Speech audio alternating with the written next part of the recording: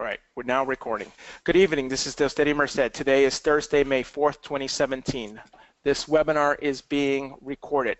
I must review a few important items before we get started. First, an affirmation form was included in the email I sent you with the training outline. If you don't have that affirmation form, as I said earlier, for those who jumped on to the webinar early, you can download the form from the control panel. Just simply click under handouts, the affirmation form, either in Word format or PDF, and it will download into your screen. You can save it, you can print it, you can do whatever.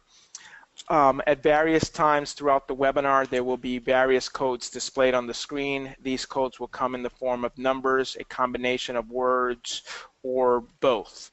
You must write down the codes on the affirmation form. The codes will not be read out loud. Again, I repeat, the codes will not be read out loud. The course code is now being displayed on your screen. Mark, just advance to your second slide, please. Yeah, is that perfect? That the did course it? Okay. code, yep, the course code is now on your screen. Please write the course code number on the affirmation form.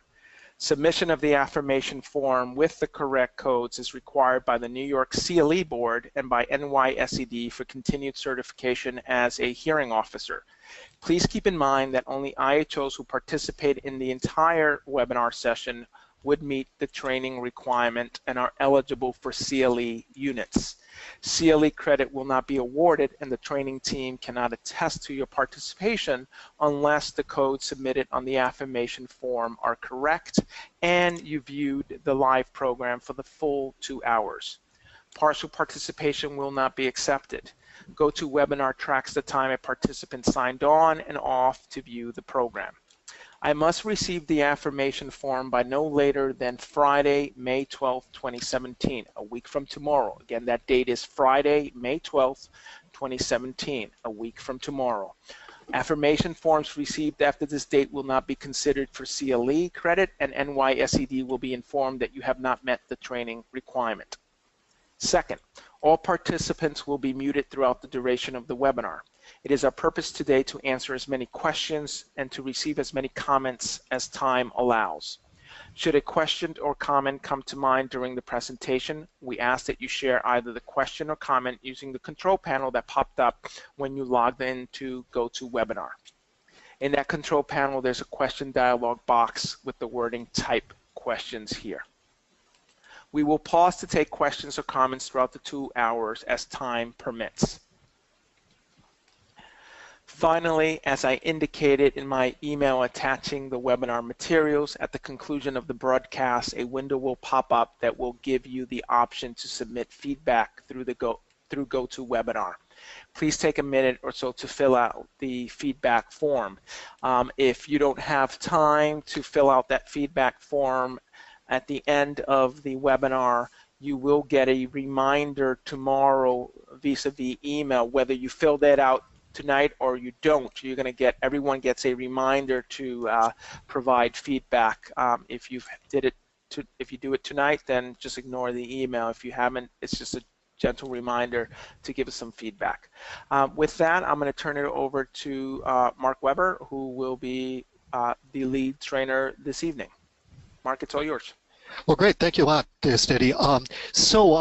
Thank you for having me again. I'm honored to be talking with all of you. I should probably mention as we begin, I've got a bit of a cold, so I'm going to try to keep my voice up. If you hear me sniffling or something like that, I hope you'll indulge me. But I'll try to make sure that I can be heard as much as possible. I should mention a little bit about the program tonight. You know, the last session that we did was a general update on case law and the like, and I'd hoped that in the presentation this evening that we might be able to be a little more focused and a little bit more directed than just going through a kind of list of topics. As I discovered, though, in looking at the materials on the subject of settlement of due process proceedings, there is a certain amount of, for lack of a better word, kind of stringiness to the subject. There are a wide variety of topics, and there are authorities on some of them. There's a dearth of authorities on others. It is, I think, a bit of a challenge to try to unify what it is we're trying to deal with this evening, but we'll try to give it a bit of a shot. As you'll be able to tell as we go through the outline, we're going to begin just talking a little bit about the statutory background, the regulations, and a little bit of New York specific regulatory material. Then I want to move a little bit quickly through mediation and resolution session. Those, of course, being key things in the IDEA scheme for resolving disputes by agreement, but things that often escape the notice of the hearing officer process, because obviously if the case is resolved at an early stage, you're not going to wind up actually having to render a decision on it.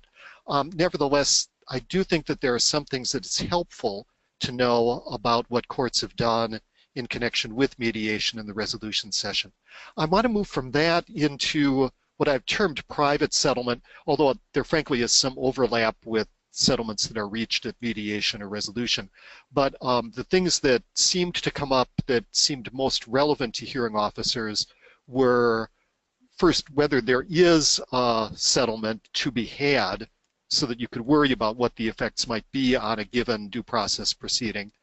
Sometimes the topic of how it is you interpret what that settlement agreement is, and sometimes issues connected with scheduling or delays or other things, almost logistics, that have to do with the settlement process and how that might, again, affect your life as a hearing officer.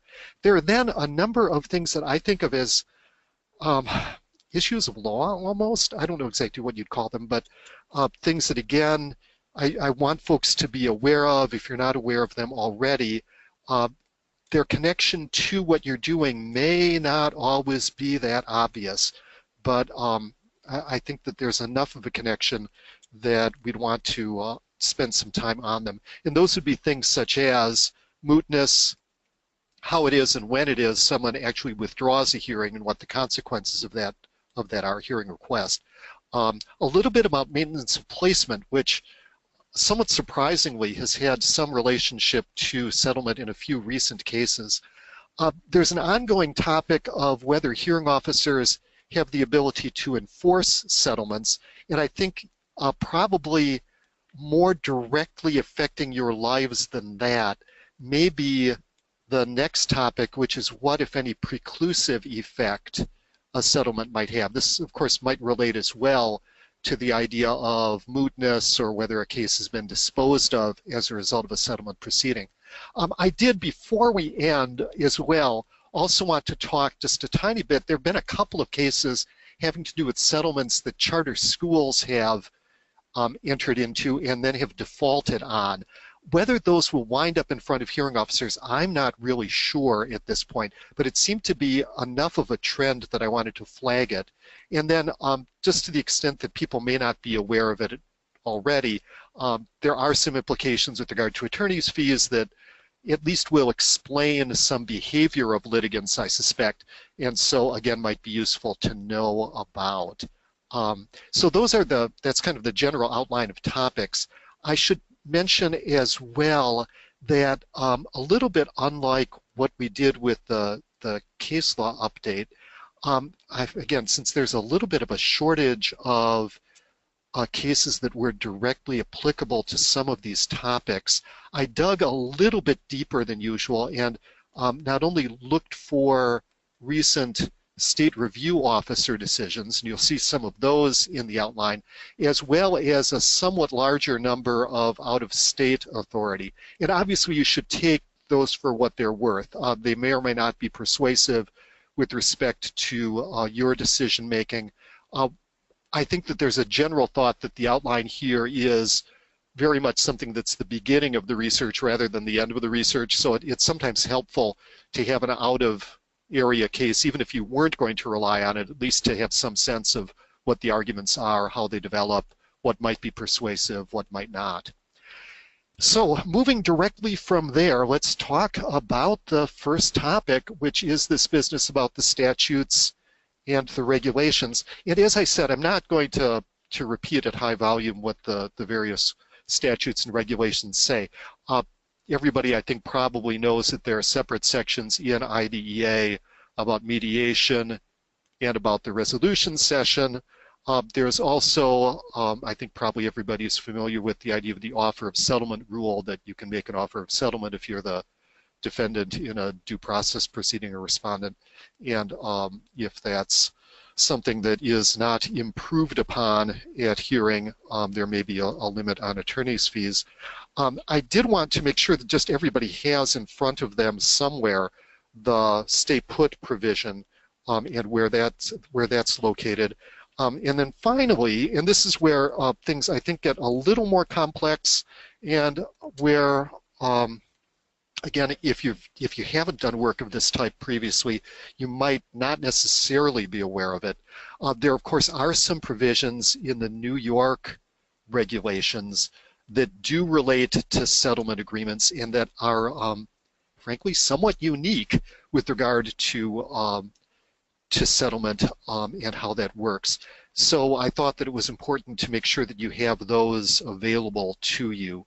The ones that I think are the most interesting and the most unique are this one that I've excerpted on this first to second page of the outline, this 4III provision on settlement agreements, which provides that an impartial hearing officer shall not issue a so ordered decision on the terms of a settlement agreement reached by the parties in other matters not before the impartial hearing officer in the due process complaint or amended due process complaint. Nothing in the subdivision precludes a party from seeking to admit a settlement agreement or administrative decision into evidence. This struck me as one of those provisions that must have a backstory somewhere. There is, and it's at the very, very end of the outline, a Second Circuit case that was decided in '05, which, interpreting the provisions about who is a prevailing party for purposes of attorney's fees, and a U.S. Supreme Court case that said that you need some form of judicial imprimatur to be a prevailing party for purposes of attorney's fees.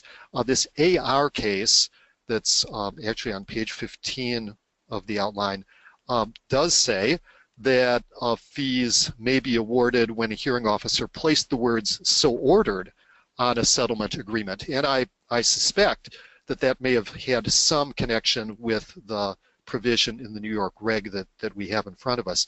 But the interesting thing to my mind is that the regulation does not appear to prohibit anyone from using "so ordered" or language like it, but it's almost a germaneness requirement. So you shall not issue a "so ordered" decision on the terms of a settlement agreement reached by parties in other matters, not before the impartial hearing officer. Whether that has ever come into play, I can't really tell. I did not see it in any of the case law development, including that which I looked at in the recent SRO decisions. The next provision that I thought was, again, unique and worth noting about was that New York actually has specific language in the regs about withdrawal of complaints. Generally speaking, what it seems to do is give a default option in favor of withdrawal without prejudice. So you can see the first provision on prior to the commencement of a hearing, you can have a voluntary withdrawal, which would ordinarily be without prejudice unless the parties otherwise agree. And except for withdrawals under that provision, a party seeking to withdraw shall immediately notify the hearing officer. This is under the II provision. And then the hearing officer is supposed to issue the order of termination. But the withdrawal, again, is presumed to be without prejudice, except the impartial hearing officer may, at the request of the other party and upon notice and opportunity for the parties to be heard, issue a written decision that the withdrawal will be with prejudice. The decision of the impartial hearing officer that the withdrawal will be with or without prejudice is binding unless appealed to the state review officer. So it actually does allow the hearing officer upon hearing to make that a withdrawal with prejudice, I guess in addition to the idea that it could be the agreement of the parties that would make it with prejudice. And then finally, I wanted to point out that the regulations do specifically permit a consent order. So as you can see under 6, small v or 5, nothing in this section shall preclude an impartial hearing officer in his or her discretion from issuing decision in the form of a consent order that resolves matters in dispute in the proceeding. And I did notice a few instances in the SRO decisions where it appeared that a hearing officer had done something like that. So there doesn't appear to be any prohibition on it. Mark, just I got a comment, and it is consistent with my recollection on the drafting of the so ordered provision of the regulations, which are fairly recent. In the last couple of years, that was a change to the regulations. But the hearing officer here comments that in New York, some IHOs used to so order settlements that included all sorts of things that they had no jurisdiction over: attorney's fees, issues not raised in the hearing, requests, etc. That's why the New York regulation limits what can be in this a so ordered ruling. And that is an example. I think the state subsequent to the regulations provided some guidance documents, and I believe it included like attorney's fees as an example of an item that the hearing officer would not have jurisdiction to so order. I see. Yeah, that does strike me as a possible interpretation, and it's interesting that would be the one that the division or department, I should say, has interpreted. Yeah. I might note that I think one of the reasons the states are loath for hearing officers to do that is because then their alleged violations of those so ordered decisions could come back as a state complaint, and then the state gets involved in arguably enforcing things that have nothing to do with IDEA, and they don't want to get into that. Yeah, I think that's logical too. Well, let me move on for a moment to just the topic of mediation itself. And I guess I already mentioned this a little bit, but there's relatively less case law development here than might have been expected. What I did want to flag for you all were the idea that there could be concerns with respect to timing, there could be concerns with respect to whether mediation actually results in a settlement and what the implications of that are. So in digging through the guidance that's come out of the U.S. Department of Education on these things, there have actually been a series of guidances. First, questions and answers on procedural safeguards and due process procedures, and there was one in 2007, another in 2009. More recently, there's been yet another one, I think it was 2012 or 2013, and they all tend pretty much to say the same things. The 2007 one was the one that first started saying that it's permissible if a state so chooses to allow parents and school districts to use mediation after a failed resolution session activity. That you can imagine could create some interesting timing issues as to whether that's going to affect the ability to get a hearing decision on within an appropriate period of time. The resolution session, essentially starts over the time limits, but the idea of tacking on mediation after that, I think, could be at least somewhat problematic in some situations. So I figured that I should probably make folks aware of that. The other thing that probably ought to be mentioned here with regard to mediation, or a second thing, and here the Davis case, which I put in the outline, is, I confess, somewhat misleading. And the reason that it's misleading is that it isn't actually a mediation case, it's a resolution session case. The reason that I put it in was that I wanted to almost foreshadow the topic that's going to be coming up here again and again, which is whether there really is a settlement or there isn't a settlement.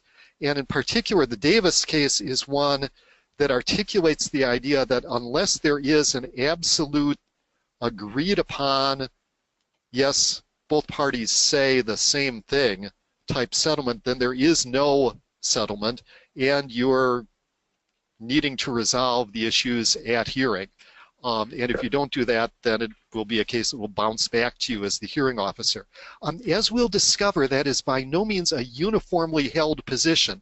There are some courts that have said things almost to the effect of, or I think quite very much to the effect of, well, if the respondent, if the school district has offered everything that the parent could possibly want, there's really no dispute left there.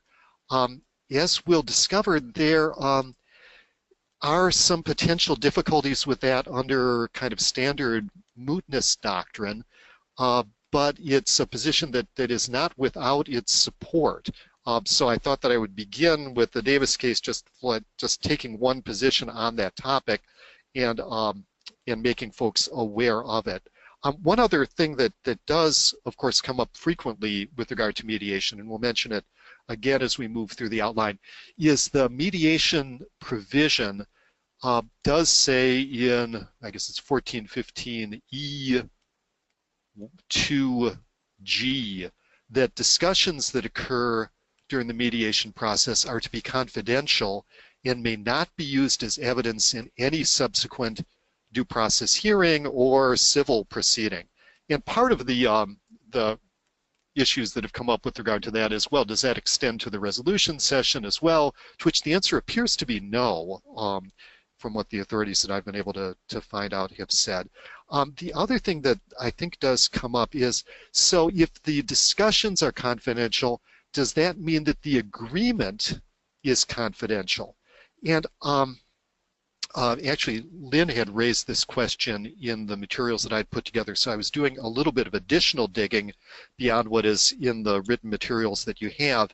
And the 2009 questions and answers on procedures and hearings does try to answer that. If anybody ever does want to dig it up, it is at 52 IDELR 266. What it basically says is that the discussions are confidential, but the agreement itself is not necessarily confidential, unless the agreement itself says that it's confidential, or for some reason, and I don't know exactly when that might be so, the Federal or Family Educational Rights and Privacy Act, FERPA, would make it confidential. So it might make it confidential with regard to some entities, but not with regard to others under FERPA. I think everybody who's practiced law knows about the idea of confidential settlement agreements and their merits and demerits. Generally, the feds, it appears, are willing to accept the idea that the parties could agree to make an agreement confidential, but otherwise it appears that the discussions would be, but the agreement itself would not be. I think, Len, are you on the line here? Yes. You had also, I think, posed a question about impartial hearing officers ordering mediation. Did you want to? Well, I think I and probably several in the listening have been in the position at a pre-hearing conference where the parties have gone through a resolution session, usually without a neutral third party. So it's kind of a reconvened redo of an IEP meeting 2 weeks after they just got nowhere at the IEP meeting in terms of resolving disputes. Then they go to the resolution meeting. They don't get anywhere there either. And I sit there and I sometimes wonder, as courts often do, order the parties to mediation. And yeah. I know there's the philosophical thing. It's kind of, you can't order parties to mediation because they got to agree to go to mediation, but courts do it all the time, and quite frankly, with some success. So I was just thinking, by analogy, do you know of anything that would stop us from, as a matter of equity or whatever, ordering the parties to mediation? And I want to stress, not in any way doing so to extend the timeline in any way. Yeah. So when I was looking at that, the one thing that popped into my head and that I think does create an obstacle is, under the federal law, there's the mediation provision, which is 1415E, and under 2A, of course, it says requirements. Such procedures shall meet the following requirements. A, the procedures shall ensure that the mediation process, 1, is voluntary on the part of the parties. And that, I think, is an obstacle. It has to be voluntary. I mean, I guess that means the hearing officer could urge, could point out the benefits of, but I'd see it as an obstacle to actually ordering it. Mark and Len, that seems to me to be the logical answer given what we understand to mediation, but I've represented parties on both sides of the fence, and I've gone to courts, I've gone to small claims, and the judges always say, you don't get to see me until you go to mediation. Yeah. Maybe they're sticking their necks out, but it is as Lynn says, it is a prevailing practice out there where courts require mediation prior to going before the judge. I see that all the time in small claims court. Maybe there's an exception to it. I know we have some mediators on this webinar as well, and they may have an answer as to why that might happen. But it's a good question, one that I don't think we're going to have a definitive answer here today. But part of these webinars is to provoke discussion and thought of the process. Even out here, the Seventh Circuit has a mediation program. So it's quite pervasive. But I do see as an obstacle with the statutory language that we've got. I have a mediator hearing officer who just chimed in, and she says courts order parties to mediate daily. You fulfill the quote voluntary requirement by simply attending the mediation and attempting to resolve the problems. I like that. Interesting. Yeah. So. Okay, let's move on for a moment then to the resolution session topic. And again, the topics, it does come out somewhat striated or stringy. So we've got questions about validity of agreements, about procedures, about effects in later proceedings. Interestingly, there are also a couple of cases, relatively recent ones, that deal with partial resolution agreements and what the implications of those are. So I thought I would begin just by mentioning the East Ramapo Central School District litigation, which you can see there are a couple of cases there, one in federal court, one in state court. It appears that the Ramapo School District wanted to be able to make agreements at the resolution session, first without necessarily all of the people in the IEP team being there, and I think wanted their own discretion about just what it is they agreed to. And the state came down on them, it appears, in requiring that the full IEP team be engaged in the proceedings. Now, interestingly, the federal law here actually says the local educational agency shall convene a meeting with the parents and the relevant member or members of the IEP team who have specific knowledge of the facts identified in the complaint. And you have to have the representative who has the decision-making authority and the like. But it seems to at least give some flexibility there. Nevertheless, the East Ramapo School District, it appears, is not doing terribly well in its efforts to try to challenge the interpretation of the state education department on this, with the federal court here saying that there really essentially isn't any federal right of action to be able to challenge it, and the state court saying that the proceeding is premature. So I guess we'd probably have to keep looking to see what happens, particularly with regard to the state litigation, but I would not be terribly optimistic that Ramapo is going to be able to succeed in doing what it wishes to do. The couple of cases with regard to partial resolution session agreements or partial resolution agreements, they're at the bottom of page 3 and the top of page 4. So we've got Florida Union and New York City Department of Ed, both of these SRO decisions. And this maybe jumps a little bit ahead, but it's somewhat hard to tell whether the state review officer here is essentially enforcing the resolution agreement, or what they're doing is resolving the case in light of the resolution agreement.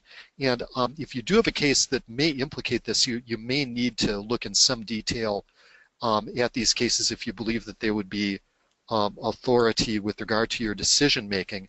But for example, in the Florida Union one, the SRO actually requires reimbursement in accordance with the partial resolution agreement. And in the other one, the state review officer essentially says that issues have been precluded or resolved or ended, or whatever is the appropriate word you want to use, as a result of the partial resolution agreement, thereby leaving only some other issues ready for decision. So whether you'd call those actual enforcements of the resolution agreements, I'm not completely sure, but it is an instance where the entity operating as the hearing decision maker has to take account of the fact that the partial resolution has been adopted and deal with it as a result of that. The Homer Central School District case actually has some connections to that as well. This is, of course, a much earlier SRO decision. So, and it involved what, in my interpretation of it, seemed to be looking at an agreement by the parties that came out of resolution session and viewing it more or less as accord and satisfaction, which is maybe not precisely the same issue as preclusion and doesn't appear necessarily to be precisely the same issue as specific performance type enforcement of a resolution agreement settlement. Nevertheless, is once again involving the due process hearing process, indirect interpretation, indirect application of a resolution settlement agreement or resolution session agreement. The West Hampton Beach case, I thought also needed some attention here. This is again a much more recent SRO decision, and I thought that it was important because as seems so often to happen when you're dealing with settlement practice, no matter where you are in what kind of proceeding, there always seem to be implications with regard to third parties, many of whom often are not in front of the court as a result of the agreement that is reached, either in resolution session or just in settlement or in whatever. And the interesting thing on this one is that you have a home district for a kid that would be viewed as a sending district to another district to get services for the kid. The home district enters into a resolution agreement settlement, and then sends the kid off. It turns out the sending district is not too enthusiastic about the agreement that is reached and the services that are going to be offered the kid. So it rather rapidly becomes quite complex as to who's suing whom with respect to the proceedings in front of the impartial hearing officer and the SRO. The upshot of it appears to be that the SRO is of the opinion that a dispute of this type may be resolved by an impartial hearing officer as long as you can manage to get all of the relevant parties in the same proceeding. So getting everybody in front of the hearing officer, and that jurisdiction then is concurrent with the Commissioner of Education. The opinion doesn't actually say this, but I presume operating under the 300.151 CRP type process, or maybe acting on its own authority. I couldn't really tell. Again, it's an interesting instance where you've got the hearing officer, even if the hearing officer doesn't have explicit jurisdiction to deal with settlement agreements, nevertheless having to deal with the settlement agreement and whether it's something that under the rules with regard to sending and receiving districts is going to be resolved in one direction or another. And there is, of course, what strikes me anyway, as perhaps a somewhat elaborate kind of defense that a receiving district might be able to make on its inability or unwillingness to provide services in accordance with what the sending district wants to do. And that's the issue that I guess would be resolved by the impartial hearing officer. I put in the outline, and this is again toward the bottom of page 4, top of page 5, a little bit of information from the federal regulatory guidance with regard to confidentiality or non-confidentiality. Interestingly, the feds are of the belief that although the mediation discussions are in fact confidential, you can't require a confidentiality pledge as a condition for engaging in mediation. Although I frankly got the wrong section number. It's answer 26 rather than answer 24. The same document, this 61-232 document, does say that school districts have an obligation to try to get parents to appear at the resolution session, and that they're not permitted to seek dismissal on the ground of the failure to participate until the end of the entire 30-day period for the resolution session.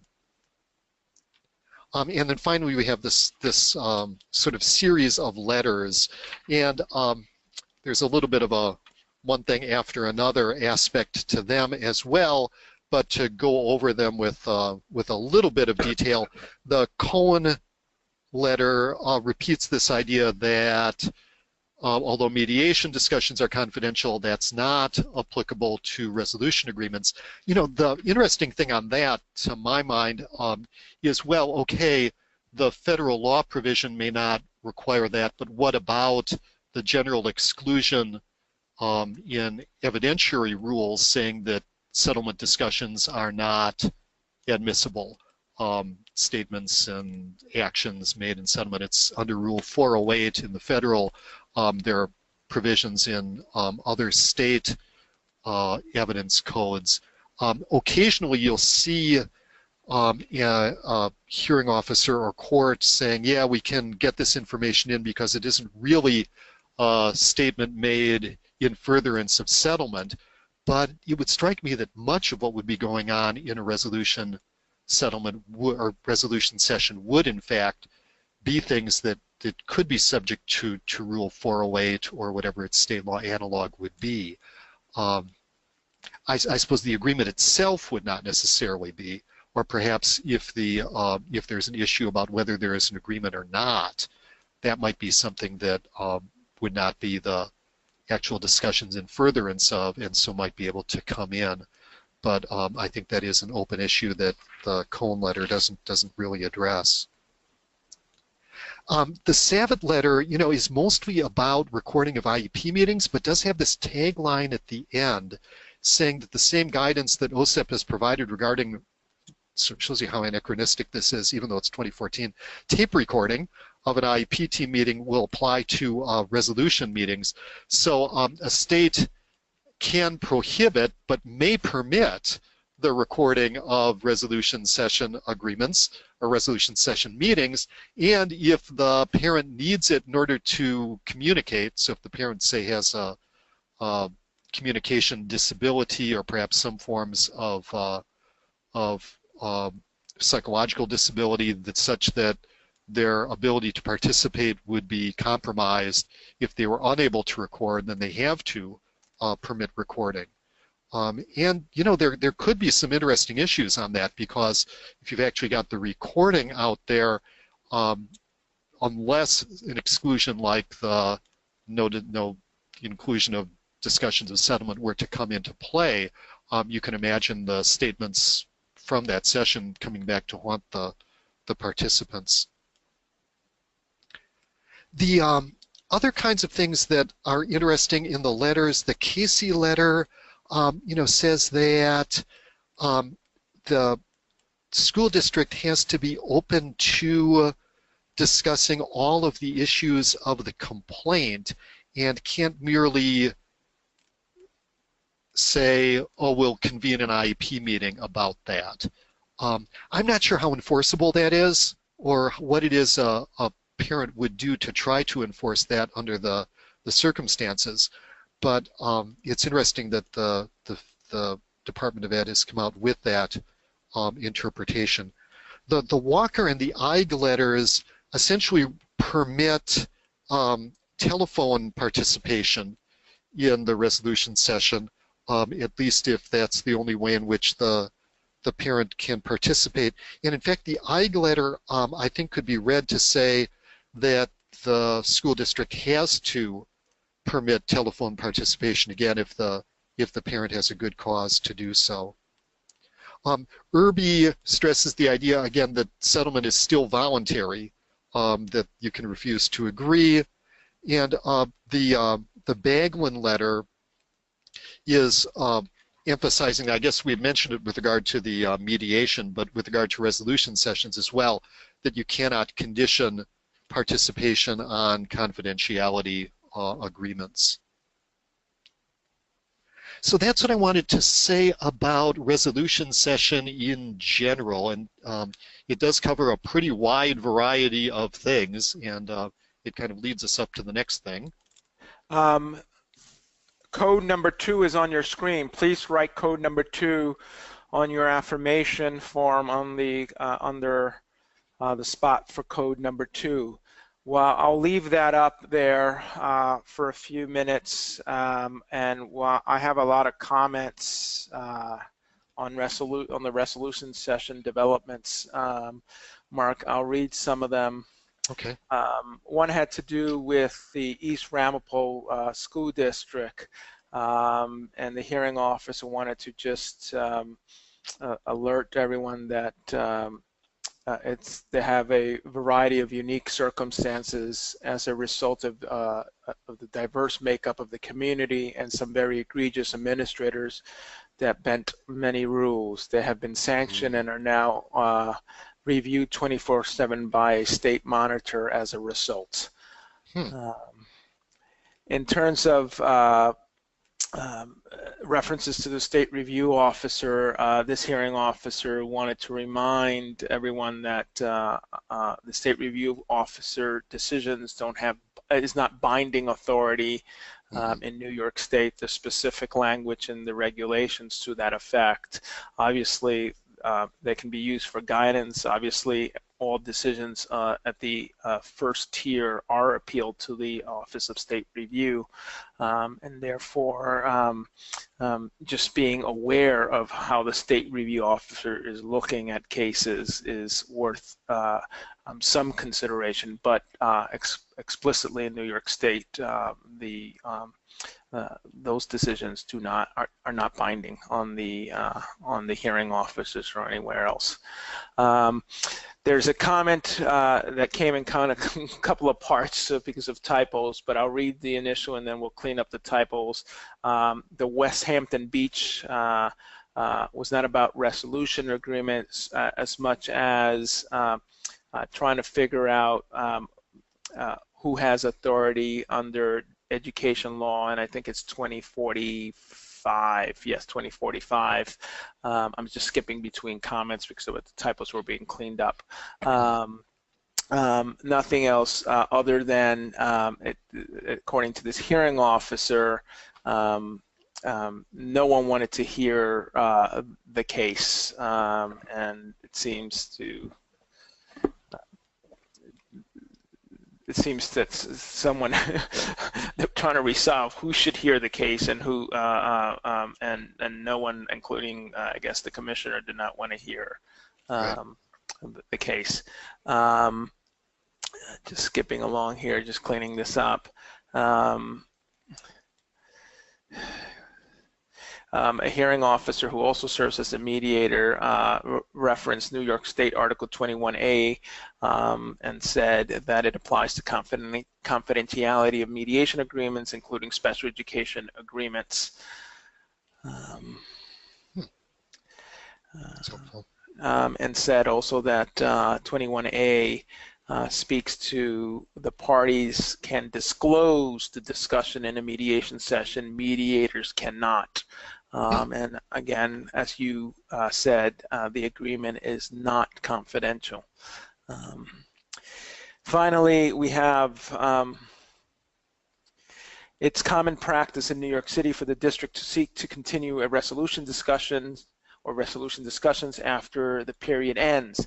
I've treated this as a settlement, but New York City has problems with that distinction because it has delegated authority to settle to other staff than those with authority to resolve. Not sure whether that warrants further discussion. I think the hearing officer is simply alerting us as to a practice that is unique to New York City. I guess the comment I'd make on it, I think it's a point that's well taken. You know, the resolution session does require this representative of the agency who has decision-making authority. What that means is open to argument. You know, you can imagine situations where the board itself has to pass on any payments of over X $1,000. Does that mean that then nobody really has authority? Well, I don't think it can mean that. On the other hand, you do want to have somebody with authority, or you can have endless discussions with nothing ever getting resolved. So I think it's a difficult problem, but I don't see any good guidance out there on that topic. And then I have a final, but I think this is an issue that's coming up later, so I'm going to read it just to make sure the hearing officer understands that I've received the question and that you will get to it. What I've begun to see is that during the hearing process, the department has resolved the parent's demand, but the parent refuses to accept in order to obtain a decision that requires a determination of a failure of faith in order to secure fees. How best to handle, i.e. at the commencement of the case, a failure of faith exists. So I think that's something you will be touching upon. Just two last comments that are coming in, and then we're going to move on. Recently, I had a case where the parties entered and said they reached a settlement during the resolution period, but did not want to agree to it during negotiations and wanted it placed in a decision. Any thoughts on why this will be? I wonder if that's essentially the past question or previous question about fees. Yeah, that's my best guess, that this is, again, as you said, the imprimatur of a hearing officer that would entitle the parties or the parent to at least file an action to recover fees. One last comment, and that is in New York City, those participating in resolution are not permitted by the district ever to agree to reimbursement for a unilateral placement. I believe if the practice continues to be accurate, only the in-house counsel can agree to settlement of reimbursement for unilateral placements. So I'll let you move on, Mark. Okay, so let's move on to the next topic, which does include a variety of things. I put the single most overarching topic of the bunch as the existence of a valid settlement, but obviously that includes a number of different issues, one of which is the agreement definite enough, or something that can really be taken as a meeting of the minds. Could also mean, is the agreement unconscionable, or was it an instance where one party took advantage of the other, or something like that, such that it might render it unenforceable. Also embraces, I think, some ideas about whether an agreement that extends over a period of time will continue to be valid if there is a change in circumstance. So all of those things are included, and sure enough, we've got a fair amount of case law that goes in all different directions with regard to these things. So the first case that I thought everybody would want to be aware of, although it's I guess 10 years ago now, seems ancient, but it's this Somoza case.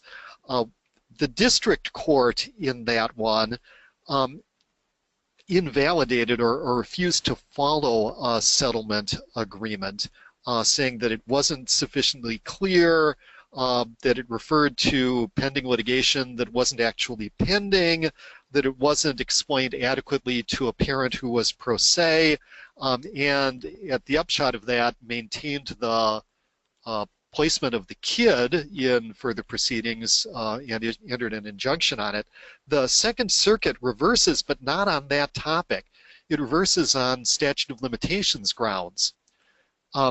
Thereby, I mean, you know, in a way it's a reversed case, so I don't know what authority it would carry, but it does perhaps have persuasive authority suggesting that if an agreement isn't sufficiently clear and specific, or that it assumes things that are wrong, or that it wasn't adequately explained to a party who was pro se, that it may not be valid and enforceable. This is all, of course, still kind of bracketing this topic of, well, yeah, and is a hearing officer going to be in a position to enforce it or not anyhow? So we're kind of leaving that to the side, but nevertheless leaving open this issue about enforceability or validity of it. I threw in one Seventh Circuit case, I should say, even though it's not only out of area, but it's not even a binding precedent within the Seventh Circuit, simply because it's quite recent, and it involved a settlement where the parent maintained that she really just did not understand what was going on, and her subsequent activity in the litigation makes it quite clear that she didn't have a clue what was going on. Nevertheless, her attorney entered into an agreement, and it appears from what the attorney said and the other people who were involved in the negotiation said, really did as much as possible explain just how the settlement was supposed to work, what it included. The parent was concerned that there were still unresolved claims, but was seemingly unaware that those claims had already been dismissed and that that dismissal had not been appealed. The upshot of it is, and this is the one thing that I thought was the most important thing out of it, the court says, look, you are looking for a meeting of minds here, but it's not the actual meeting of the minds, it's first-year contract doctrine. It's the objective manifestations of the meeting of the minds. And if as happened here, the parent goes through this in the district court here as a settlement checklist and signs off on the items under the settlement checklist, then leaves and tells the attorney, do whatever you want beyond this, that's binding. You know, even if she's maintaining mental reservations, or as I suspect was the case here, really just didn't completely grasp what was going on. She gave the impression that she did, and that's enough for the Seventh Circuit to have found this to be enforceable. Even though, again, it's not binding even within its jurisdiction, I suspect that's very much what courts would be doing in comparable areas. The DR case is probably the single most frequently cited case with regard to validity of settlements and arguments that the settlement is in some way either contrary to public policy or void as giving away rights that the parent shouldn't be able to give away on behalf of the child. It's a Third Circuit case, so again, it's not binding. You know, if you all, as you point out, the SRO decisions aren't binding. Certainly, the Seventh Circuit and the Third Circuit are perhaps even less binding. I don't know, but it is frequently cited, and perhaps I think the most frequently cited case at all on this topic. The argument here was that the parent really just gave up too much in the way of services for the kid. The court said, no, I mean, if it's an agreement, the parent has the ability to do it. If you're contracting out of providing free appropriate public education, that's what you're permitted to do, and it's in line with the general policy of encouraging settlements, and so it allows that to go forward. I wanted to, in some ways, draw a contrast between that and this medium recent case, the YG against Riverside Unified case, again, out of area, so may not be all that persuasive to you, but I think of it as a little bit of a counterpoint to DR. So what you've got is that the court, although it doesn't go ahead and actually decide the case, but it does find federal jurisdiction for a claim that the school district and various other defendants violated the statute when they relied on a settlement agreement that had waived a variety of IDEA rights. And in addition, the court says that there's supplemental jurisdiction to entertain claims under the California state law with regard to unconscionability, and generally speaking allows the application of the state law to render the agreement unenforceable, although once again doesn't say that this agreement actually is unenforceable, merely allows the case to proceed from there.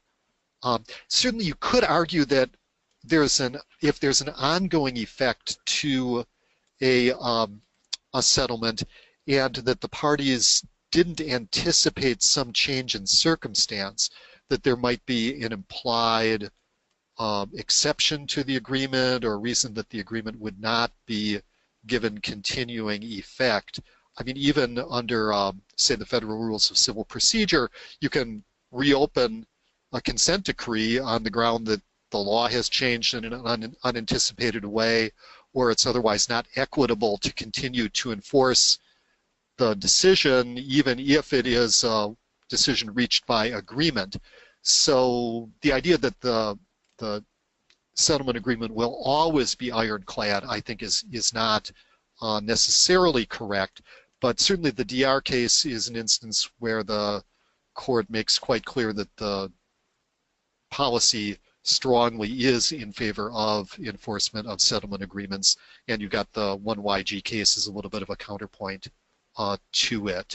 The Mr. J case that I've got, which is a Connecticut case, so again, out of district, pretty much follows DR all the way down the line and says that where there was a settlement agreement, that issue is now closed with respect to the services that agreement appears to have covered, even though the parent is saying, no, I didn't really mean it. It wasn't a fully voluntary agreement.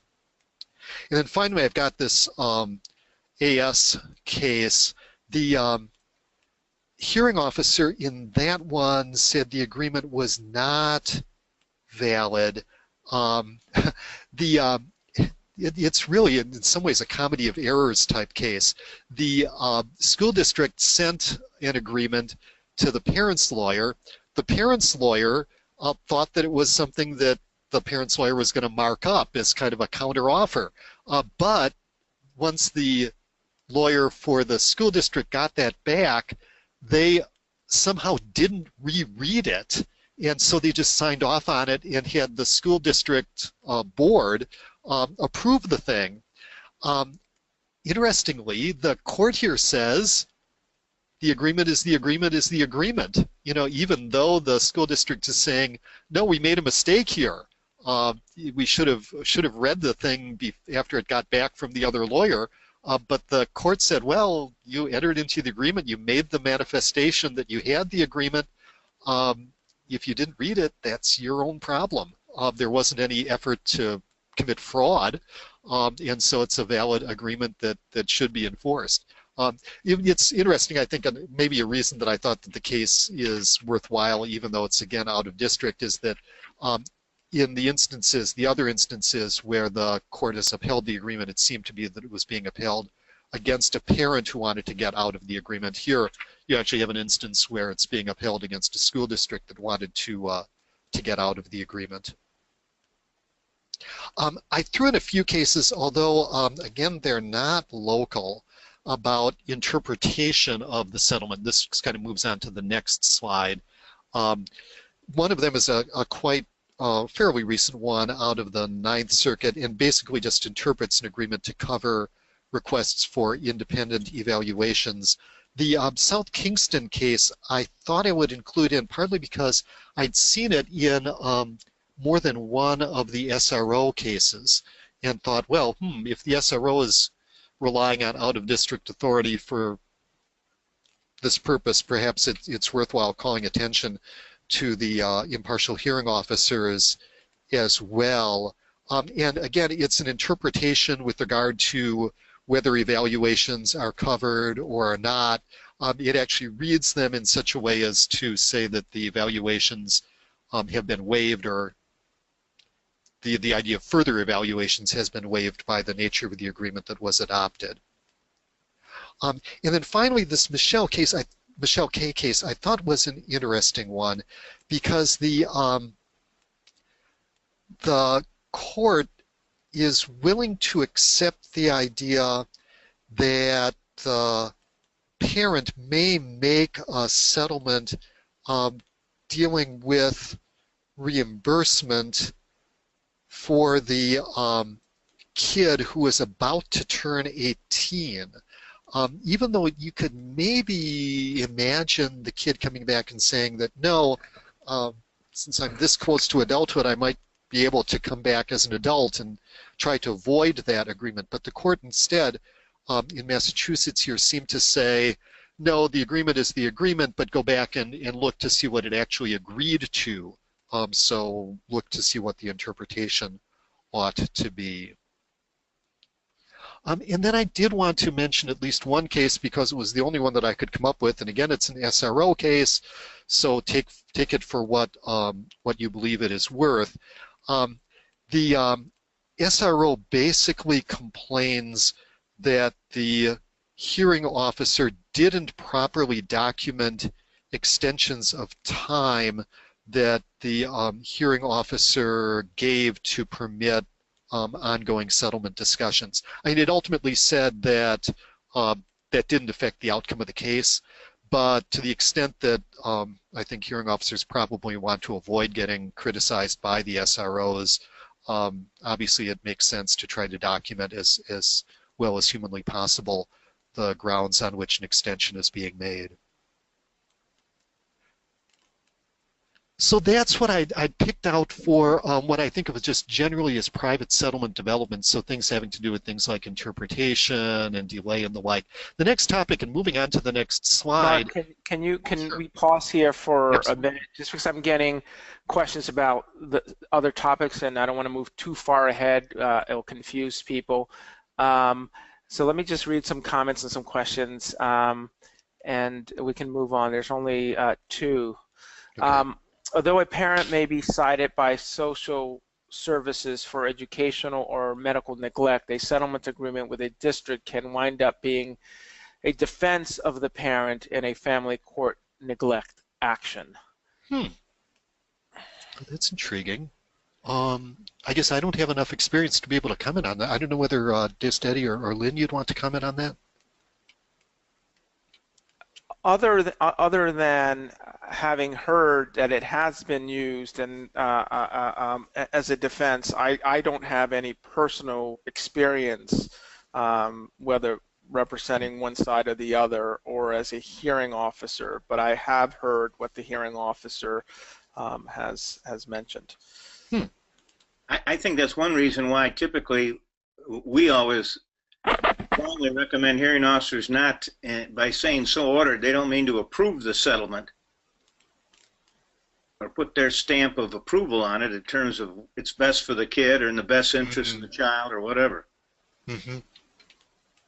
Yeah, and I think you've written about this in terms of what it, like in federal court, when when the judge signs off, they sign off on the agreement. There's some review of the settlement agreement to be consistent with, I guess, the claims that were before the court, et cetera.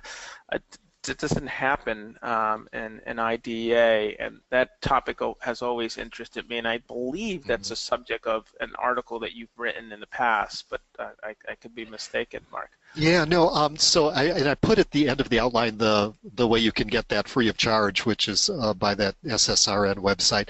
And the article does include, although it's now a little bit dated, some materials on that. And if I don't know whether the IHOs are interested in this strongly or not, but includes a lot more on attorney's fees implications with regard to settlement, because it came out not exactly after, but within a somewhat closer time period to the Buchanan case, and so I think there was a lot of discussion of attorney's fees issues at that point. But yeah, so that would be another resource to look at. Again, let me just finish off here. The IHOs, I know, all take sole ordering pretty seriously and do in fact review the settlement agreement before signing off on it. That's one hearing officer's opinion. Again, the question is whether the same level of review as we've seen in federal courts happens. I don't know. This hearing officer seems to suggest that some hearing officers do that, which raises some other questions, but not important for our discussion tonight. I'm also going to read another question that I'm going to let you, it's not necessarily needs to be answered now, if there's a spot in the discussion to be had in the next hour. At some relevant point in the evening, I'm curious whether Mark feels that a settlement agreement that a party feels has been violated is litigable in federal court or just in state court as a contract claim. I think that a settlement that has been so ordered by an IHO is plainly reviewable under IDEA, but perhaps one that has not been so ordered is not. Gosh, you know, I'm almost tempted to take that up now because otherwise I'll forget it, and it isn't directly included because, you know, it's not as directly a hearing officer issue. But the answer is you can find conflicting authority on it up and down the line. There are plenty of courts that say, no, this is a contract action. There are others that don't even seem to think it's a problem and apply federal jurisdiction.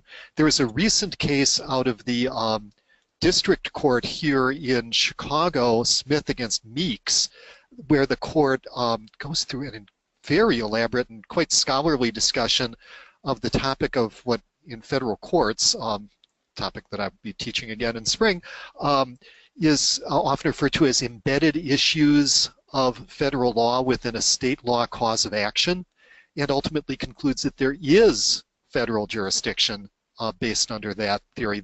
It's the Grable and Sons case that's out of the Supreme Court that after a period where there seemed to be a trend away from allowing federal jurisdiction in cases like that, now does seem to be swinging back in the other direction. If people want to contact me on that offline, maybe that would be the best way to get the discussion going on that. I don't want to take up too much of the time of the hearing officers who might be more preoccupied with, you know, what's going on in their own specific hearings.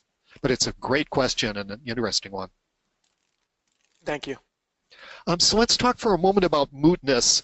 And here, there is no way around the fact that we've got some intriguing decisions coming from all directions on this topic. So the question is, if there is some kind of settlement, does that render a case moot? But probably more intriguingly, if there is an offer of settlement that actually embraces everything that the parent could possibly want, does that make the case moot?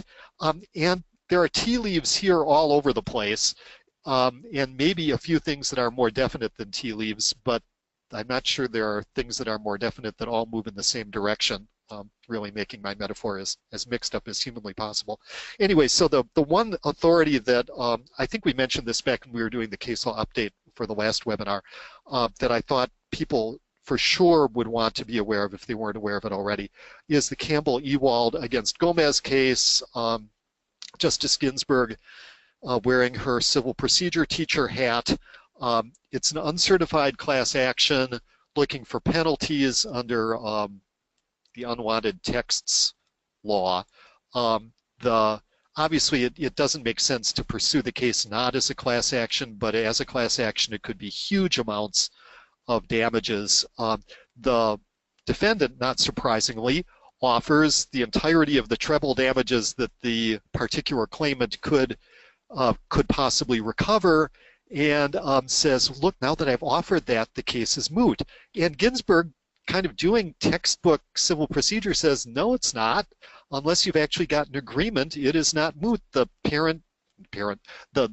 plaintiff here can hold out as much or as little as the the plaintiff wants. An unaccepted offer is, as they put it, a legal nullity. And interestingly, under this one, it's not even just an informal or offer of settlement apart from judicial proceedings. It's actually a Rule 68 offer. So it's something that would result in a judgment if it actually were accepted by the plaintiff. But the court says that no, that's not it. Now, the court does have a cryptic little thing at the end of its discussion, saying in sum, an unaccepted settlement offer or offer of judgment does not moot a plaintiff's case, so the district court retained jurisdiction to adjudicate Gomez's complaint. That ruling suffices to decide this case. We need not and do not now decide whether the result would be different if a defendant deposits the full amount of plaintiff's individual claim in an account payable to the plaintiff, and the court then enters judgment for the plaintiff in that amount. That question is appropriately reserved for a case where it's not hypothetical. And the context of that is that there had been some fairly ancient cases where tax payers had basically done precisely that, although it appears that that was under provisions of state law that allowed taxpayers to do so.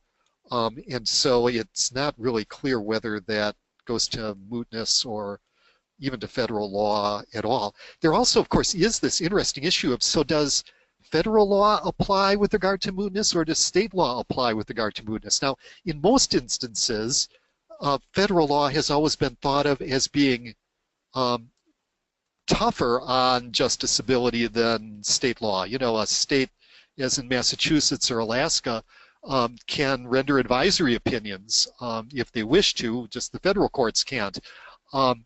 So maybe you could have a case that could be moot under state law not being moot under federal law. So far, that issue has not arisen yet either, as far as I can tell. But I did want to make sure that people are aware of this one Supreme Court holding that says that an unaccepted offer does not, I guess underline not, moot a case. On the other hand, then, we go into cases that seem maybe to go a little bit in the opposite direction, including one, this Toth case out of the district court in New York that seems almost to go in the other direction. So you've got it's a very, very complicated case, and I'm not sure that, I suspect the parent at least believes that the district court didn't get it, that the district court is missing a factual issue or something with respect to it. But the upshot of it appears to be that the court is of the view that the parents'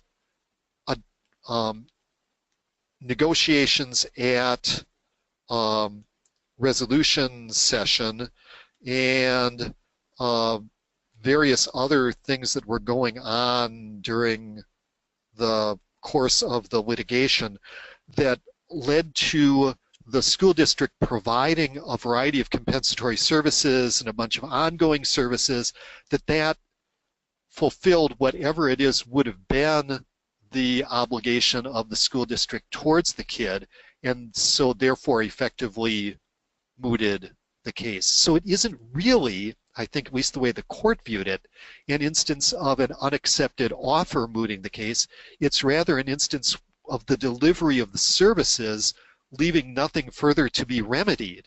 I think from the parents' perspective, they might have still had the idea, though, that although the school district was now offering adequate services, it still hadn't, at least to their satisfaction, offered the services that would make up for the failure to provide services in the past. So it's almost an issue where the parent is saying, no, it's true that you were giving a remedy for the past deprivation of services, but that doesn't look enough like true compensation for it to moot the claim, without the parent saying that no, you could never moot a claim simply by providing services. I mean, in fact, there are plenty of cases that effectively are moot because there is nothing further that the party could want beyond what the party has already received. And here, of course, the services have been delivered and have been accepted. So it isn't really, I think, contrary to Campbell-Ewald, except to the possibility that the district court might be in error as to just what it is the factual situation, or alternatively, the parent may very well be in error as to just what the factual situation is. And as I indicated in the outline, there's an appeal that's already been filed in the case, so you might be able to get some guidance out of the Second Circuit on this ultimately. The Evans-Brandt case also may be a case that I guess conceivably could be read in some way to work a little bit at cross purposes with Campbell-Ewald. Once again, it's merely an SRO decision, so how meaningful it is, I don't know. What's more, of course, it's way before Campbell-Ewald, but essentially it seems to be saying that where the school district in an email said that it agrees to everything except the payment of attorney's fees and the entry of a consent decree, and the parents then consent to the placement and the services without actually signing off on something that says this is a settlement agreement, then there's no further jurisdiction to continue on with the case. Again, that may be contrary to what Campbell-Ewald indicates. It appears, to my way of thinking, to maybe work at cross purposes with some of the non-New York cases that are also conceivably relevant here. So maybe just to mention some of them, and again, because they're out of district, I don't want to belabor them. But the first one is this Egg Harbor case. So it says that essentially a settlement here moots a claim over delay in the adjudication of the hearing, which I think is a perhaps unarguable point, that delays once the case has already been settled don't stand out there as an independent violation that you could get relief for. The Copeland case is maybe a little bit more at odds with the Evans-Brandt case, and maybe the AO against El Paso the same way. What those, to my reading, seem to be saying is that the parent in these instances can hold out for an enforceable kind of resolution, so a consent decree or something else that looks more binding than simply a private settlement or a settlement with delivery of services. So take those for what they're worth. They, I think, fit in fairly neatly with Campbell-Ewald. On the other hand, they may present a little bit of a practical problem. I mean, I can imagine a hearing officer kind of feeling that, well, you're going to hearing on something that's really been resolved just to try to get a judicial imprimatur out of me. And certainly the Evans-Brandt case out of the SRO seems to think that, no, that's not a legitimate thing to do, whereas these other kinds of cases seem to suggest that, yeah, it is. It's something that you can hold out for. Lynn had mentioned in discussions that we had about this subject, a question about, so if you've got a settlement agreement that goes on record, does that make it enforceable? The fact that it's simply on record. And I think that essentially goes to questions about how it is enforceable. So if we're talking about, yeah, it could be enforceable, but it could only be enforceable through a contract action in state court, that's one thing, or maybe through an action in federal court based on the premise of the Grable and Sons embedded jurisdiction idea, that would be yet another thing. Or could it perhaps be enforceable in a further IHO proceeding? And that's a topic we'll get to in another slide or so. Let me mention just a word or two about withdrawal of hearing request. And I've got just this one SRO decision here. And the reason that I wanted to bring this one in, again, recognizing that we're not talking about binding authority once more, but one can imagine that a hearing officer may feel, in a way, kind of used by parties not being prepared to go to hearing and then coming in and saying, no, Your Honor, we need a delay because we're still negotiating settlement. And the interesting thing on this one is that it seems to be saying that the hearing officer is within the hearing officer's rights to deny a continuance based on the assertion that the parties are continuing to negotiate for settlement. Now, the case here is maybe a little bit extreme. So there were multiple instances where the parties show up and they don't appear to be prepared to go ahead and ask for the extension.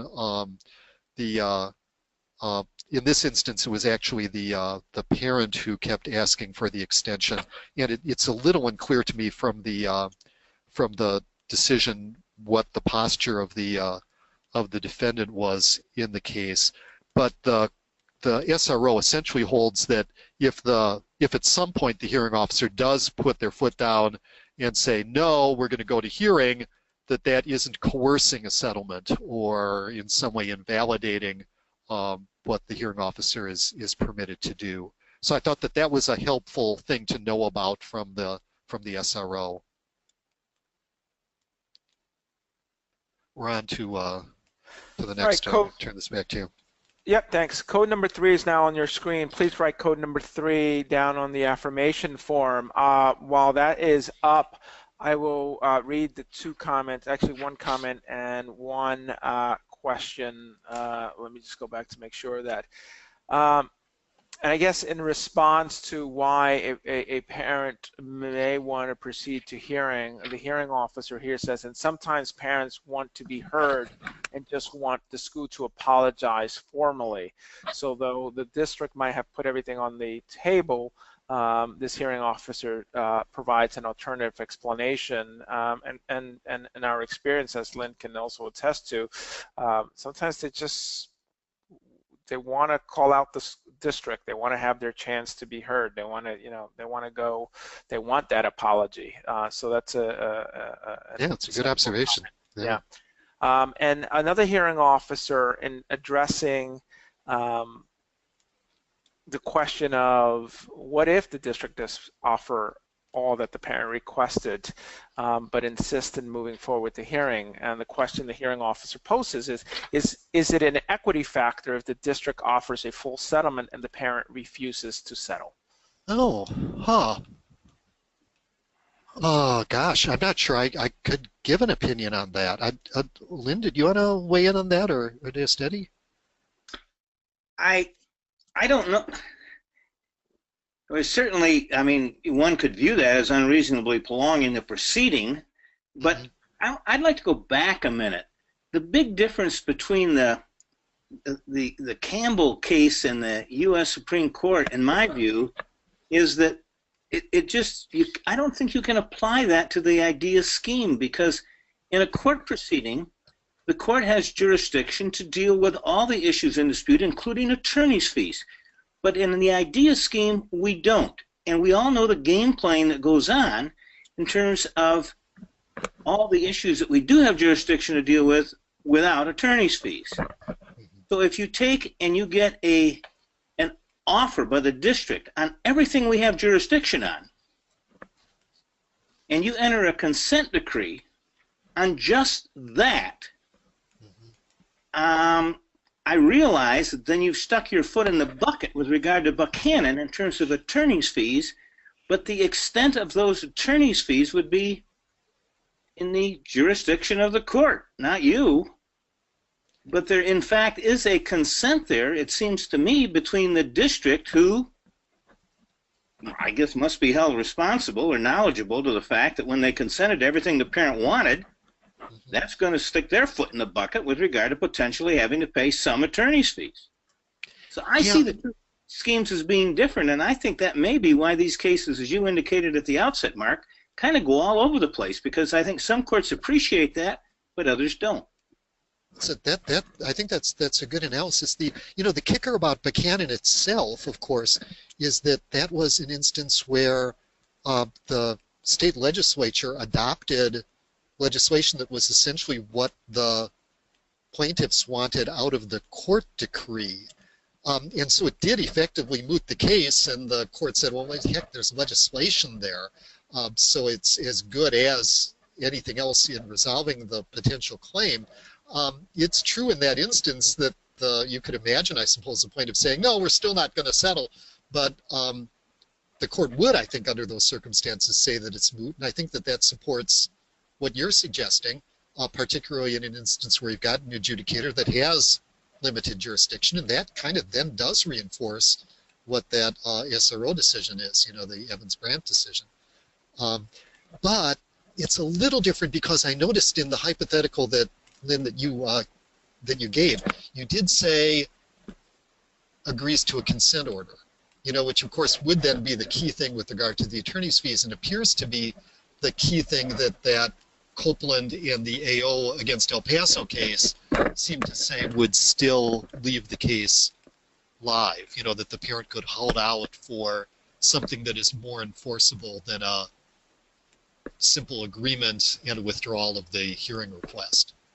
I agree. If the agreement on attorney's fees is part of the thing, that makes it a no-brainer in my mind. Yeah. But even if it isn't, I don't see how if all issues have been agreed upon in effect by a offer and that's what the parent wanted, I just can't see how we can countenance moving forward under the IDEA scheme.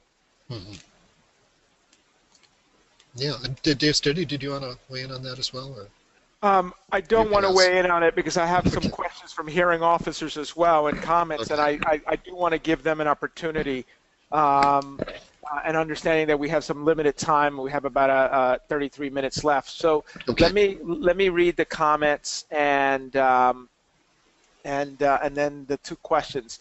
One hearing officer, again, a very good observation, is parents often don't want to settle despite maybe being offered everything that they requested in a due process complaint because they're seeking a ruling that will give them pendency or stay put. Settlement language routinely doesn't allow for pendency or stay put. So that was the comment, and that's a good observation. So let me read you at least the last three questions I have here, and then we can move on. Did I hear you correctly that the SRO has found it inappropriate for an IHO to push a hearing when the parties have taken a long time to negotiate an agreement? I'm not completely sure I understood the question, but I think the one interpretation that I've got here says almost precisely the opposite of that. That's what I thought, yes. Yeah. But I want if someone misheard it, I want you to clarify it so that everyone's on the same page. So I think I didn't actually quote the decision verbatim, but I think it's pretty close. So it's saying that based on the record in this particular proceeding, the SRO concludes that the hearing officer did not coerce, did not pressure the student's parent to withdraw a hearing request when, among other factors, the hearing officer denied a request for extension of time after there had been 4 separate hearing days and they'd showed up unprepared on each of them and said, we want time to negotiate the settlement. So maybe that's a somewhat limited case because of the extreme nature of the facts, but it seems to my mind, reinforce the authority of the hearing officer. 2 last questions. So if we get a case in New York City and the department agrees to settle everything and parent wants it, but the department refuses to provide attorney's fees, can I dismiss without prejudice as being moot and let them go to court to fight out the fees issue? I'm not sure I want to render an opinion on that topic, to be honest with you. I don't know that I've got enough guidance in what I've seen from the cases to be able to say. What does the hearing officer say in dismissing the case as moot? Does he or she acknowledge in any way the basis being that the district offered what the parent wanted? I think that's a key. So would you interpret that as a judicial imprimatur, though, Lynn? I think under Buchanan, it probably would be, depending upon how the hearing officer's order was worded. Huh. I'm a little less sure. It's true it might make it look a little more like a decision on the merits, although it wouldn't necessarily actually then be an order. You know, it would be a withdrawal, I suppose, of the hearing request, but the parent would have to agree to withdraw the request in that instance. And here we're talking about dismissing it involuntarily on the ground of it being moot. If, you know, contrary to Lynn's interpretation, you were to accept the Campbell-Gomez and perhaps the Copeland and the AO interpretations, I guess the answer would be no, you can't do that. If, on the other hand, you're saying no, IDEA is different from Campbell-Ewald and the rest, and that we're talking about instead a different statutory scheme that encourages settlement, that has limited jurisdiction for hearing officers, and you're following Evans-Brandt, then I think you'd probably go in the other direction. Yeah, I tend to agree that I'm not sure there's a right or wrong answer, and we don't have sufficient guidance. Last question, and then you can move on, Mark. On these issues of interpretation of the effect of the parties' written agreements or discussions or oral agreements, are there any court decisions opining on the topic of which rules, federal procedural rules and decisional law under them, or state procedural rules and decisional laws under them, should be applied in IDEA due process hearing cases? You know, I don't know of any law directly on that. I have seen, gosh, I wish I could cite chapter and verse on this. I can't. Numerous, I guess I would say, cases that refer to such things as state evidentiary rules, state administrative law provisions, and state law with respect to sanctions that a hearing officer can impose, which, again, for my way of thinking, tends to kind of push the default option as being state law rather than federal law. But I can imagine an argument being made, at least in some circumstances, that the federal law might either preempt or control a given issue. Whether that would be relevant to this one, I'm not sure. Okay. So I'm gonna. That's it for the questions. You can move on. I'm just going to ask you, Mark, to speak closer to the mic so that we're hearing you fully. Thank you. Okay, great. I was actually trying to avoid having you hear me blow my nose, but we'll pass that. So on to maintenance of placement. And the reason that I wanted to make sure that I covered this was that we actually have a couple of fairly recent cases where the courts say things to the effect of, well, there's a settlement, the settlement changed the status quo with regard to the kid. We are going to enforce that as the stay put placement for the kid, even though the settlement appears to be limited in time as to what it covers. So it creates a new status quo, albeit limited in time, and then gets extended beyond that time by virtue of the stay put requirement. And that would include the district court decision in the Dervishi litigation. You can see that that ultimately winds up being affirmed in part and vacated in part. The district court decision actually had gone in the other direction. It had said that the settlement agreement was temporary and that that did not create an ongoing placement. The Second Circuit, albeit again in a non-binding, in a, well, binding on the parties, but in a non-precedential decision, says no, in fact, that altered the status quo, and the status quo now is whatever was agreed to, even though the time has lapsed for what that agreement is. So I think that's of significance. Again, since it's not precedential, maybe it's of less significance than it might be.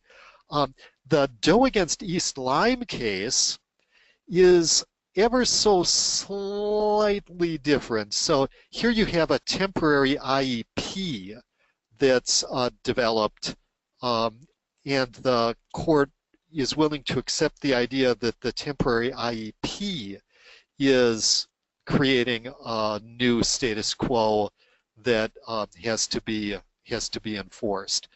So once again, you've got something that looks temporary, but where controlling court says you apply it beyond its temporal bounds. Now, there are cases certainly that go in the other direction, and that Zvi D against Ambach case maybe is a case in point, although there's a slight difference to it. The parent in the Zvi case is trying to argue that a payment for tuition creates a new status quo, and I think the court here is trying to say that, well, not necessarily so.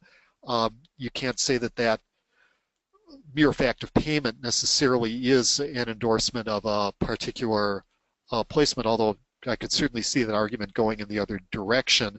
And the Dervishi case that does seem to be essentially about payment maybe would work at cross purposes to that approach. The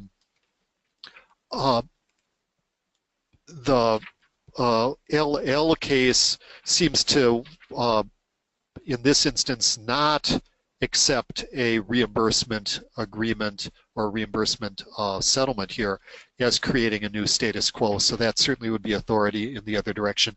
You know, it's always been a little bit of a mystery to me to what extent independent hearing officers are or are not in a position to determine what the status quo is.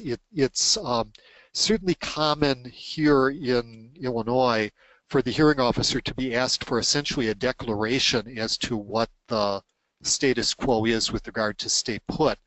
But you can certainly argue that enforcement of stay put is really a matter that a court can take up on a request for an injunction. And so you wouldn't necessarily then have the hearing officer being involved in making that determination. So it leaves it, I think, very much wide open with regard to what it is the hearing officer either can or should do here. The Gobble case that I've got here as well is... Wait a minute, Mark. Yeah, Mark, certainly. Before you move on, wouldn't the court just hit back with you didn't exhaust your administrative remedy? Yeah, and you can certainly argue that. There are plenty of courts that say, though, that the stay put is an automatic preliminary injunction, and kind of following Honig v. Doe, that's something for which you don't have to exhaust. Huh, okay. So, you know, you can imagine it going either way, I suppose, but at least I would argue if I were trying to maintain the status quo that would be the case. But it is true that you'd have the risk that a judge could say that. I think maybe I'll kind of leave Gobble to itself because it's sort of convoluted and I don't want to spend undue time on it. Similarly, maybe some of the other cases, but I did want to, Lynn had actually mentioned in connection with these sort of whole cluster of cases, the question of whether there's something that hearing officers might learn with regard to drafting orders to make sure that anything that they determine with regard to stay put actually winds up being effectuated. And I think that's a valid point, that it could be that hearing officers want to be careful either to avoid unwanted inferences that a status quo is being changed, or create more explicit determinations with respect to the existence of a given condition as being the status quo. But it's true that the cases that I've got here, including the ones that we talked about, as well as Gobble and the other New York City case and that KD case, are really just ones that ask whether things like a reimbursement agreement or something like that is something that creates a new status quo, and really they conflict with each other.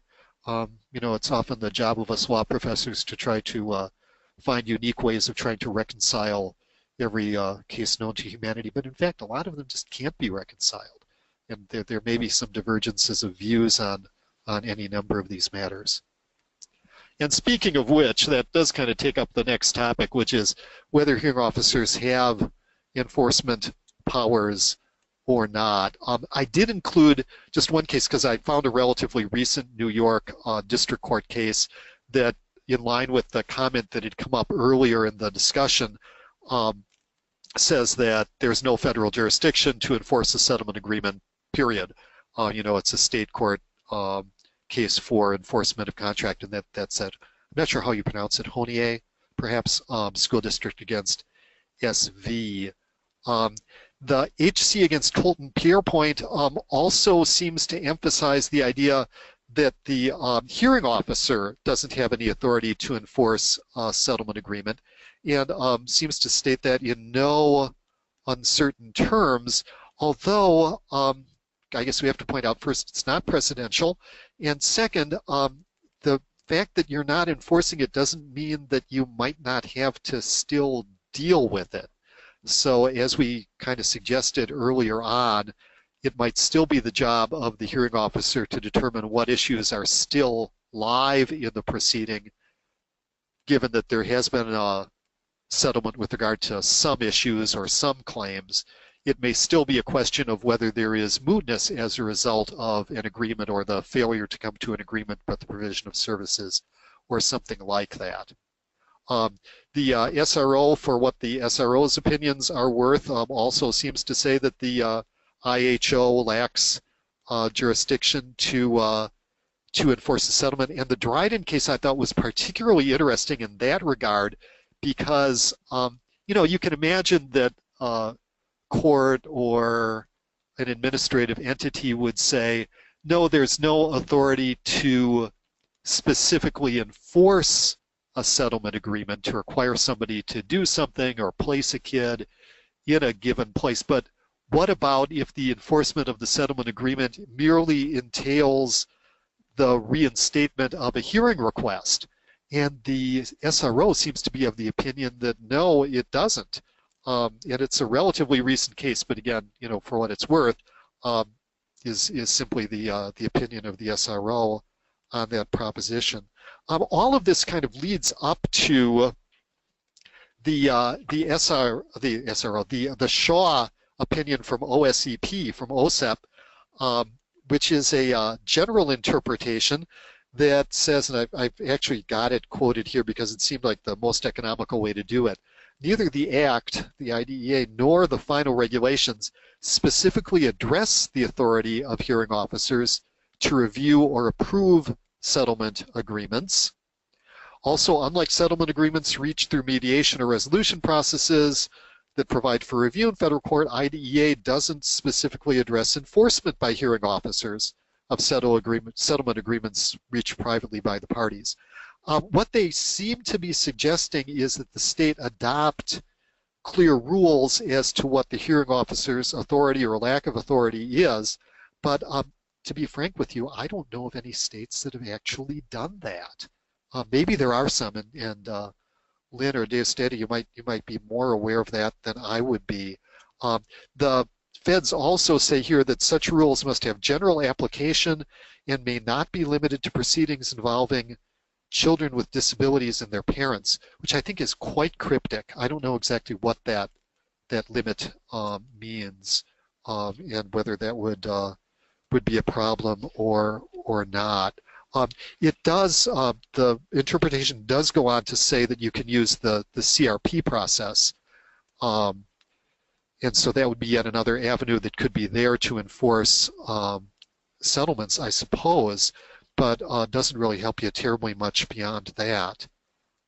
Interestingly, although you've got various decisions saying that hearing officers don't have this kind of authority, I threw in a couple of cases that, kind of in line with Lynn's comment a moment ago, say, no, because you didn't go to the hearing officer for enforcement, therefore your case is out of court because you didn't exhaust administrative remedies. So it really does seem like a little bit of whipsawing. You know, on the one hand, you have these interpretations that seem to say, no, the hearing officer doesn't have the authority to do it. And then you have interpretations saying, no, you have to go here through the hearing officer. Now it's true that, you know, these are all the Louisiana case and the California case and others that I'm sure I could have thrown in, all are out of New York.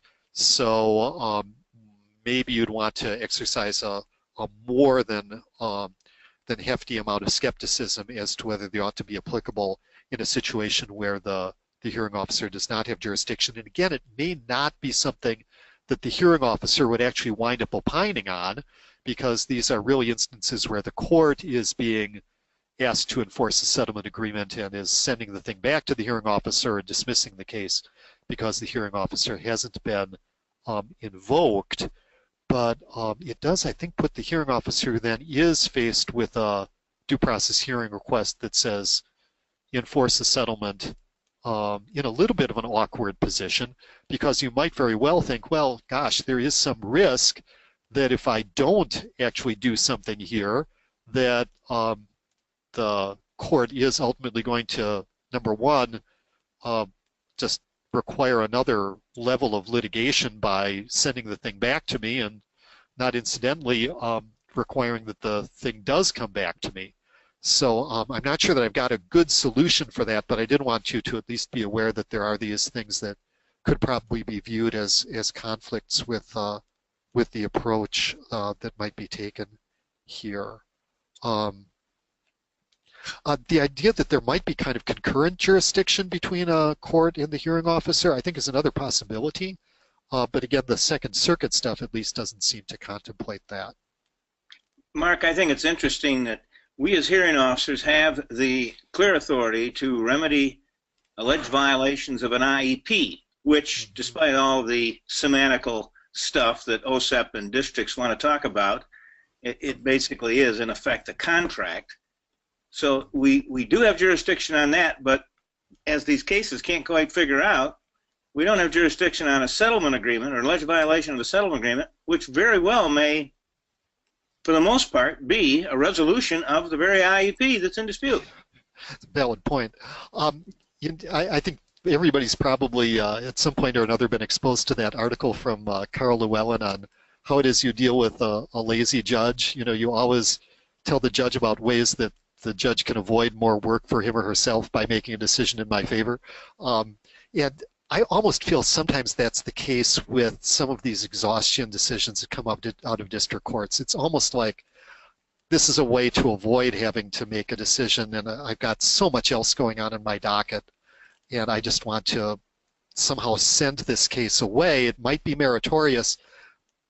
It might even be that the law might permit me to do it, but I'm going to kind of make the error in favor of exhaustion rather than the other way around, because the judge just views himself as being too busy to deal with cases. And, you know, that isn't what a judge should do, but I do think that occasionally that's what happens. Let's move on to the code. Code number 4 is on the screen.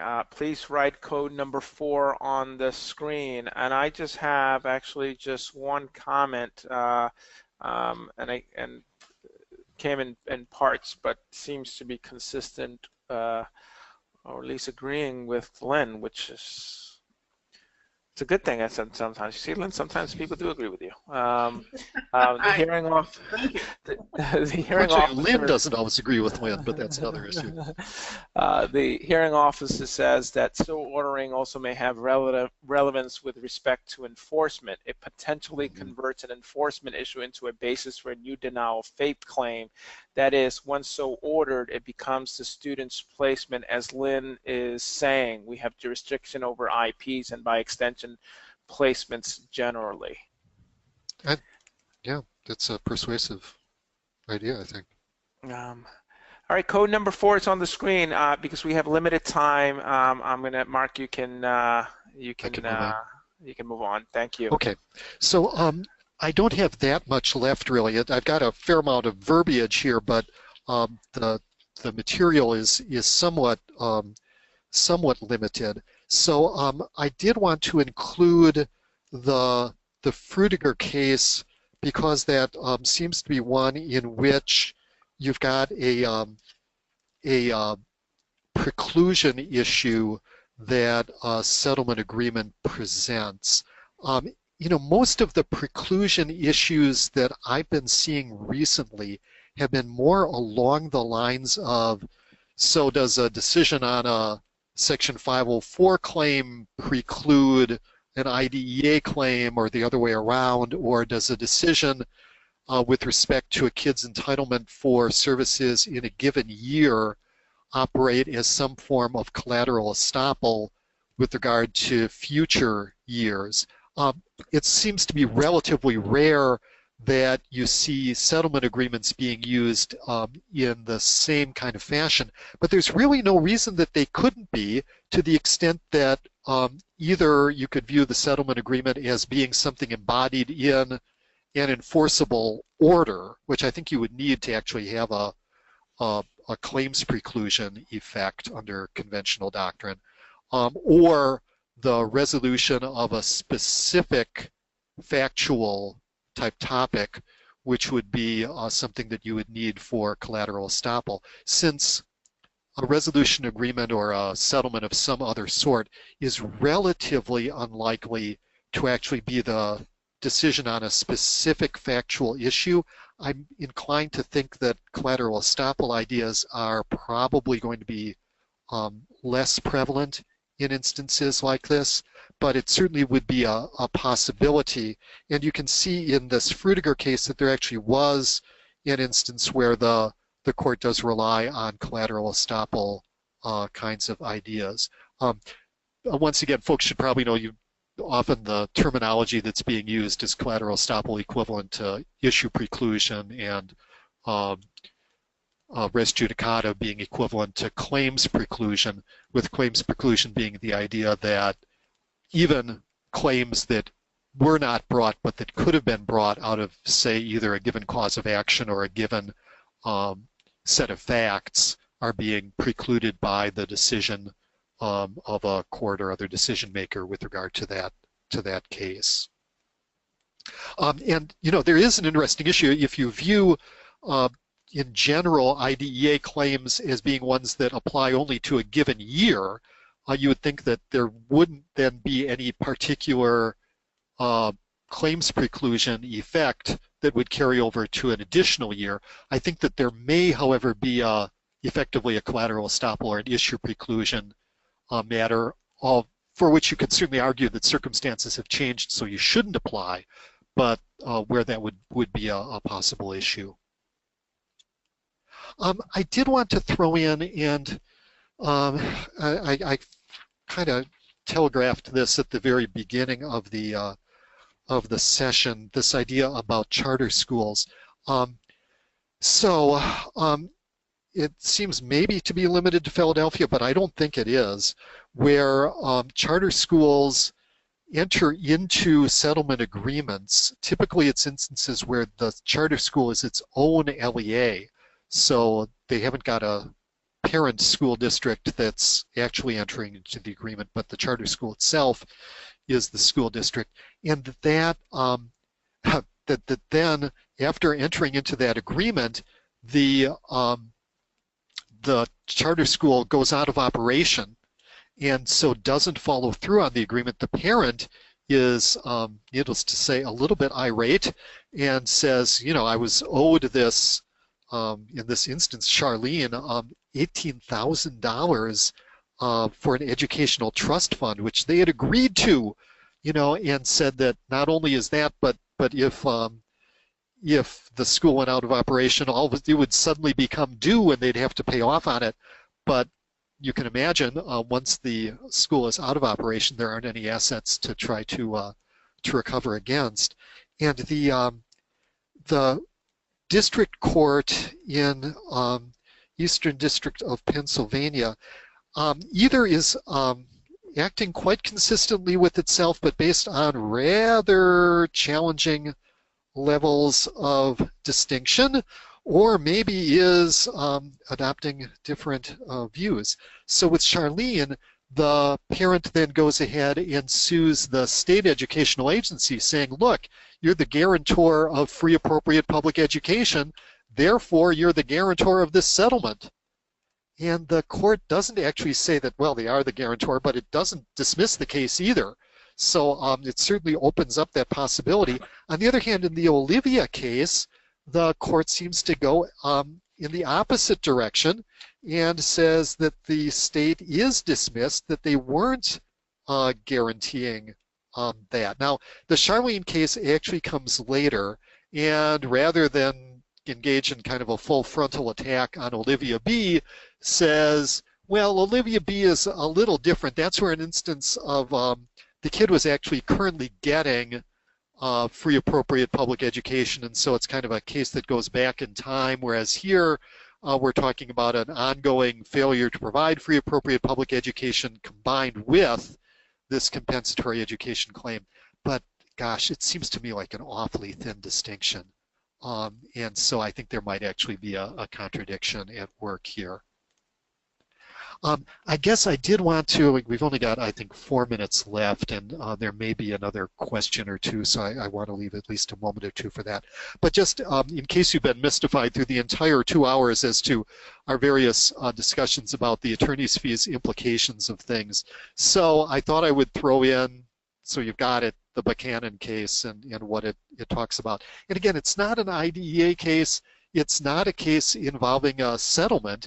It's rather this case involving a dispute over a home for people with disabilities, and the allegation that the failure to allow for that gave rise to a claim under the ADA and under the Fair Housing Amendments Act, but where the legislature came ahead and allowed for the thing to be located where the plaintiffs wanted it to be, the case is then moot.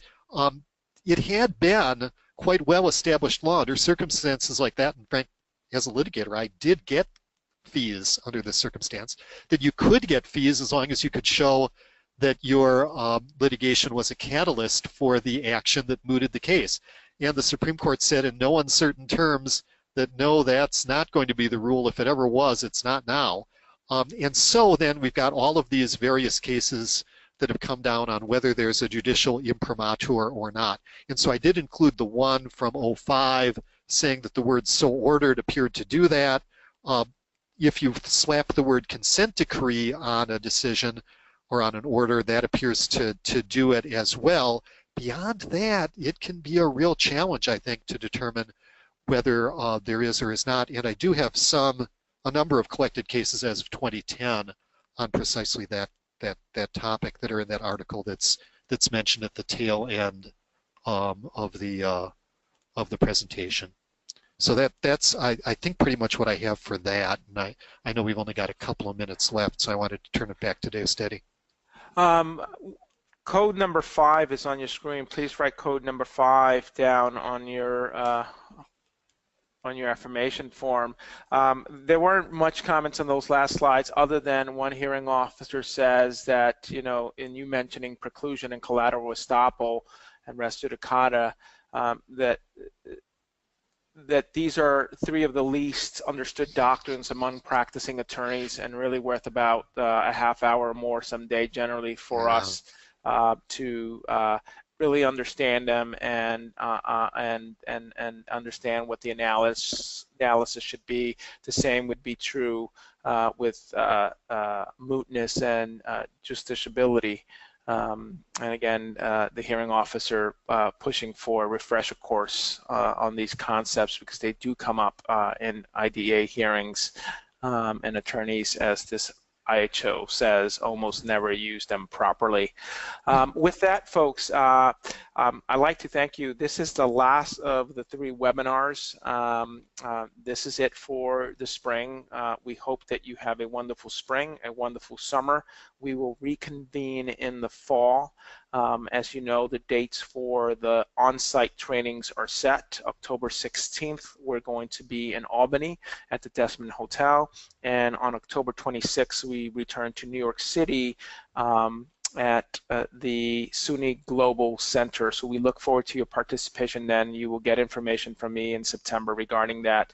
In the meantime, if there are any questions that you're wrestling with, any issues that you need assistance with, we're here. We're available by email and by phone. Thank you, folks. Have a good evening. It's 8 o'clock. This webinar has now ended. Thank you, Mark. Thank you, Len, for your participation. Thank you all. Yeah, appreciate everybody's participation.